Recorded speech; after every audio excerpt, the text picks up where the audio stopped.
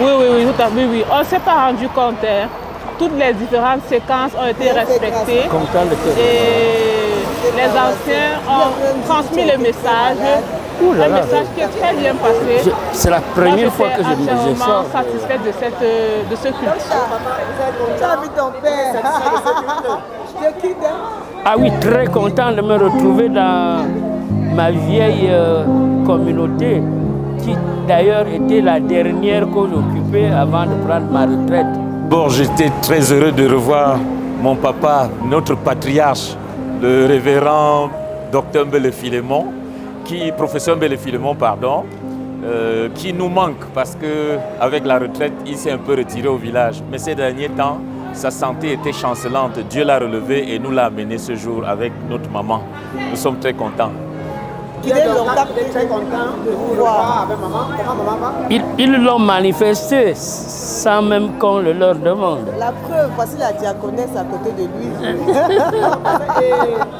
Le message du jour était très bon. Je viens d'en parler avec le prédicateur.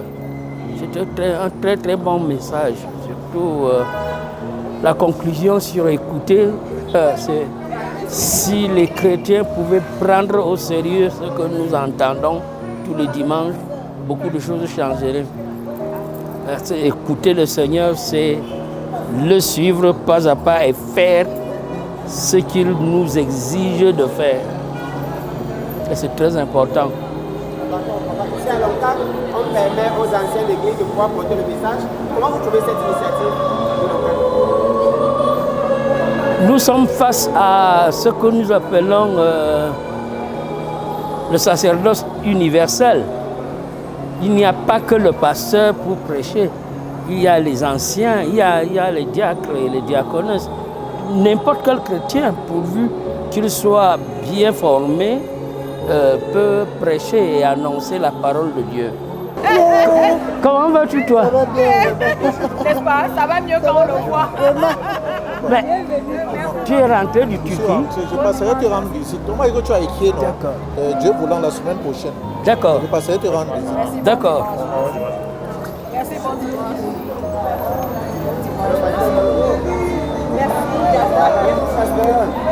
Pasteur. Oui, le message du jour était bien parce que c'est la circonstance dont le message épousait cette période. Nous ne sommes que des serviteurs inutiles. Nous rendons grâce à Dieu de nous avoir offert cette opportunité de partager son message avec son peuple. Oui, ça a été une très bonne prédication, très bien structurée et surtout une prédication qui a donné l'essentiel et a attiré l'attention de l'auditoire sur ce qu'il faut retenir. Ce qu'il faut retenir de cette prédication, c'est que le Seigneur Jésus-Christ, notre Sauveur, est effectivement le Fils de Dieu vivant. Et Dieu nous recommande de l'écouter. Et ce qu'il faut noter aussi, c'est que parmi les disciples, il y a Pierre, Jean et Jacques, à qui le Seigneur Jésus a confié des missions spécifiques par rapport à l'ensemble des missions qu'il a confiées à tous les disciples. Donc, nous sommes sur terre, Dieu et à ceux à qui Dieu a confié des missions spécifiques, et chacun de nous doit découvrir sa mission en écoutant Dieu, en écoutant son Fils Jésus-Christ et en cherchant à faire tout ce qu'il lui recommande par le Saint-Esprit. Voilà ce que j'ai retenu de la prédication. L'essentiel, c'est que ce que nous avons dit soit véritablement utile, parce que ce n'est pas un spectacle.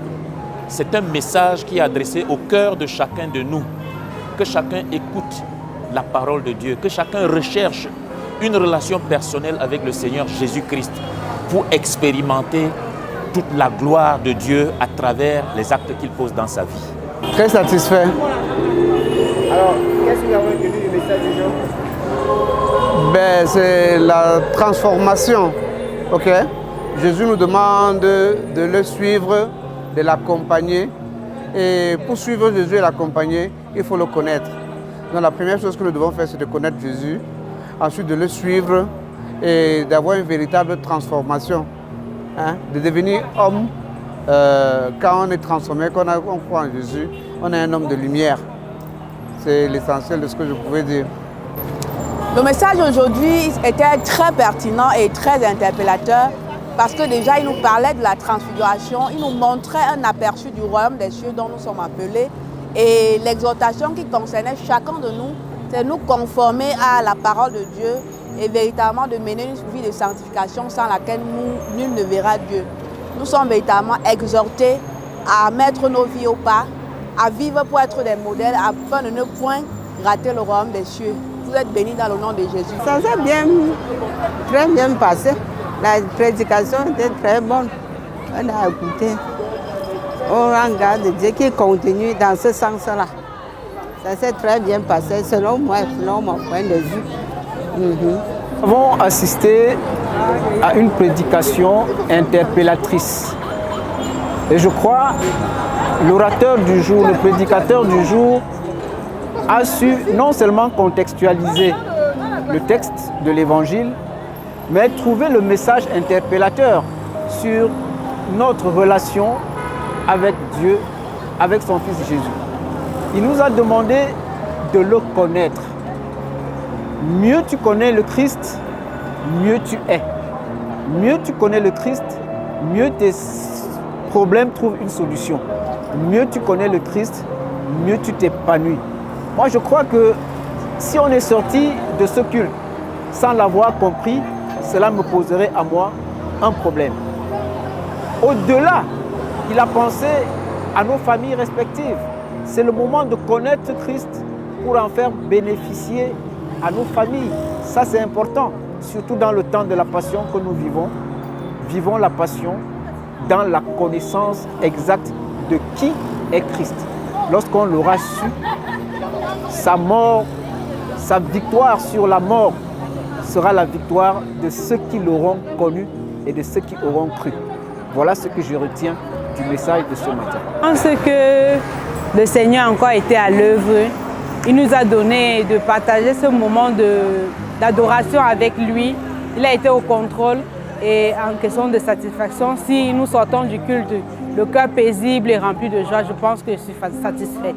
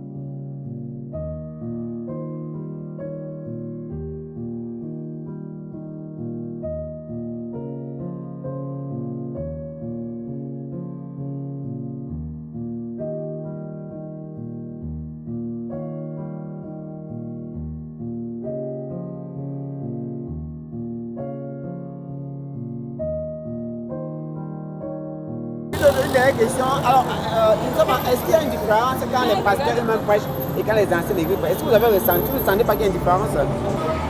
Je crois que Dieu utilise tout un chacun. Dieu utilise tout un chacun pour son service, comme venait de le dire le pasteur.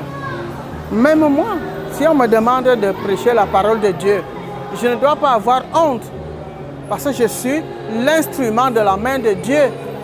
Et quand il me demande d'être à son service, je dois le faire. Je dois partager sa parole avec les autres. Le culte du jour était très intéressant. C'était particulier parce que ce n'était pas un pasteur qui prêchait, mais ça m'a beaucoup appris. Par exemple, sur le texte de Juju qui parlait de Jésus et Jean et Jacques qui étaient à la montagne, que j'avais eu à étudier avant, bon, déjà dans ma lecture personnelle, mais que je n'avais pas compris comme ça. Donc ça m'a donné une autre facette de cette partie-là de la Bible. Donc oui, ça m'a apporté quelque chose de nouveau et j'en ressors très enrichi et je remercie vraiment le prédicateur. Non, cela n'est pas, je n'ai pas senti cette différence puisqu'il y avait le louange, le culte était réveillé. Ça s'est bien passé. Poser la question au final de savoir s'il y avait une différence entre les cultes prêchés par les pasteurs eux-mêmes et les anciens d'église. Non, ce serait pas très juste de faire une comparaison entre les cultes prêchés par les pasteurs et les cultes prêchés par les laïcs engagés. Non, ce serait malsain d'ailleurs. Le pasteur, il a suivi une formation théologique pour s'adresser à son peuple. Le chrétien laïque engagé, certains ont suivi aussi ce même itinéraire, sans que cela soit sanctionné par des diplômes dans ce sens-là. Chacun a ses angles d'attaque lorsqu'il faut aborder une prédication un dimanche. On peut apprécier par exemple aujourd'hui la tonation du prédicateur. Pour ceux qui le connaissent, pour ceux qui aiment sa voix, on a senti qu'il a mis un bémol qui peut toucher celui qui le suit. Parce qu'on le connaît, il a une voix qui porte, il a une voix qui touche.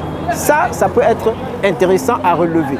Mais pas de là à faire une comparaison avec la tonalité des bergers de la paroisse. Non, pour ça, moi, ce n'est pas un débat qu'il faut mettre en avant. Ce qui importe, c'est le message que chacun transmet à celui qui l'écoute. Aujourd'hui, je dis, le message, c'était sur la connaissance du Christ pour mieux s'accrocher à lui. Quand c'est les autres bergers, on doit s'intéresser. Quel est le message que je retiens de la prédication et non comment a-t-il prêché? Je ne suis pas d'accord sur cette analyse. Ce que j'ai observé, c'était la promptitude des fidèles à se lever pour célébrer Dieu. Comment je vais dire, l'attention dans le message qui a été donné ce jour. Les fidèles étaient vraiment attentifs à ce qui a été dit. Et je pense que c'est un signe qui montre qu'ils étaient en plein dans le culte. En fait, lorsque les pasteurs prêchent et lorsque les anciens prêchent, c'est vrai que la parole est le même, mais nous voulons dire que la particularité réside au niveau, c'est difficile, c'est rare de voir les femmes prêcher, mais on se rend compte que les femmes ont également ce même potentiel et on pourrait se demander pourquoi ne pas aussi de temps en temps faire cette invitation pour revivre une autre chaleur. C'est justement ça. Merci de m'avoir donné la parole, mais pour ma part, je ne pense pas que le fait d'être édifié selon la parole de Dieu par les anciens d'Église ne peut pas être un handicap à l'épanouissement du fidèle ou bien à sa croissance spirituelle. Pourquoi? Parce que l'ancienne d'Église est celui-là qui est le collaborateur proche du berger. Donc, en cas d'absence du berger, l'ancienne d'Église peut bien répondre en place et lieu du berger par rapport à ses responsabilités vis-à-vis du fidèle, puisque l'ancienne d'Église a sous sa responsabilité d'encadrer 50 fidèles. Donc, que ce soit dans les enseignements comme dans les prédications, l'ancienne d'Église a peut bien jouer ce rôle-là, d'après moi. Moi, je crois que pour ceux qui connaissent cette paroisse, ce n'est pas la première fois que des laïcs engagés prêchent. Ce n'est pas la première fois, ce ne sera pas la dernière fois. L'analyse de l'impact de la prédication d'un laïc sur le fidèle, à mon sens, ne me semble pas être quelque chose de pertinent. Non. Sinon, on risque de rentrer, comme je dis, dans un jeu qui est malsain. On risque d'entrer dans un jeu où les chrétiens vont se dire, tant que ce n'est pas le prédicateur X, cela ne m'importe pas. Non. Ce qui importe, c'est le message. Qu'est-ce que le prédicateur laïque nous dit?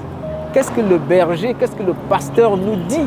C'est ça qui doit être l'impact profond sur celui qui écoute le message. Et non s'attarder sur c'est un pasteur, c'est un laïc. Je ne suis pas d'accord. Ne m'amenez pas dans ce couloir. Ça, je ne suis pas d'accord. Oui, tout à fait, oui. On ne s'est pas rendu compte. Hein. Toutes les différentes séquences ont été respectées. Et les anciens ont transmis le message, un message qui est très bien passé. Moi, j'étais entièrement satisfaite de ce culte. En tant qu'ancienne, je ne prendrai pas la peau du pasteur, mais ce que je dirais, c'est que nous sommes en mission en tant qu'anciens. On a le devoir de substituer de temps à autre les pasteurs dans leur mission. Et c'est ce qui a été fait aujourd'hui. Et je pense que ça a été pour les fidèles et pour nous-mêmes un moment de joie. Au niveau de la paroisse, au niveau de la communauté, il y a la CVS qui est là pour recevoir les fidèles tous les vendredis par rapport à leur affermissement spirituel. Donc, quand les fidèles viennent aux enseignements des vendredis, aux prières de samedi, moi je pense que le Seigneur peut bien les capaciter à répondre réellement aux besoins des fidèles par rapport à la prédication, par rapport aux enseignements. Par définition, l'ancienne Église, l'une des fonctions de l'ancienne Église, c'est d'aller évangéliser. Et évangéliser, c'est prêcher.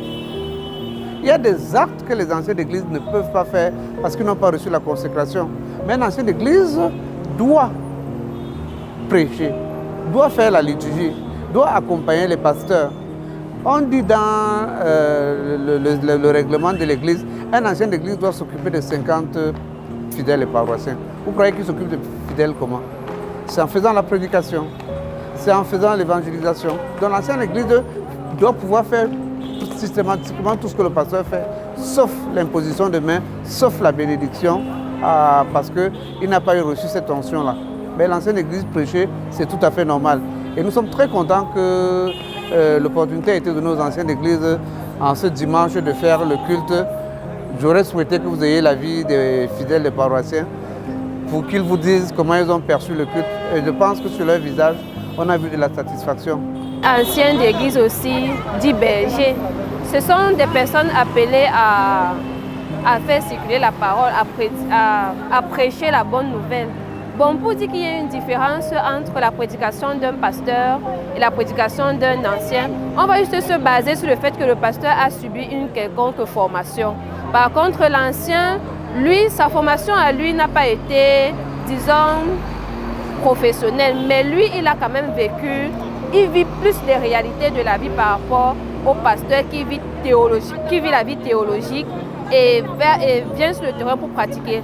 L'ancien, lui, il a des, comment dirais-je, il a une prédication plus basée sur les réalités, sur le vécu. Donc, établir une différence entre les deux serait stigmatiser l'un au détriment de l'autre.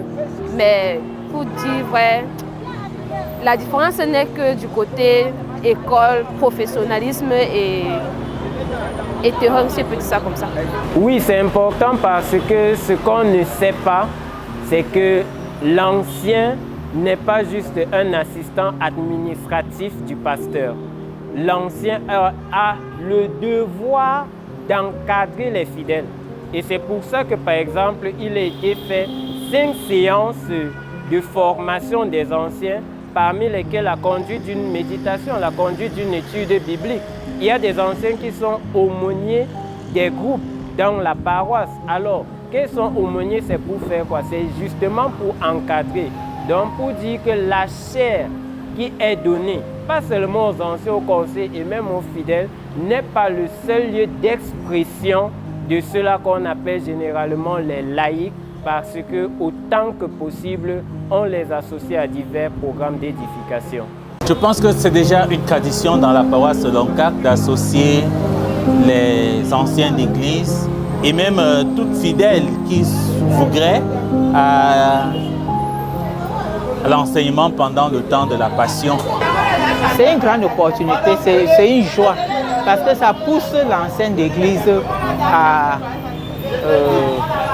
s'auto-dépasser, à apprendre, à chercher, pas d'être seulement un ancien d'église de surface comme ça, qui porte la robe blanche pour le dimanche. Or, nos bergers nous apprennent à vraiment, nous associent à l'œuvre de Dieu, à faire comme Jésus faisait. Et ça nous réconforte parce que ça nous pousse à nous dépasser nous-mêmes. Il faut aussi le dire que notre Église préconise, de concert avec toutes les autres églises de la Réforme, le sacerdoce universel. Vous savez que chaque membre de l'Église est capable, formé, est capable de pouvoir porter l'Évangile au bien-aimé. Je pense que partant sur ce principe,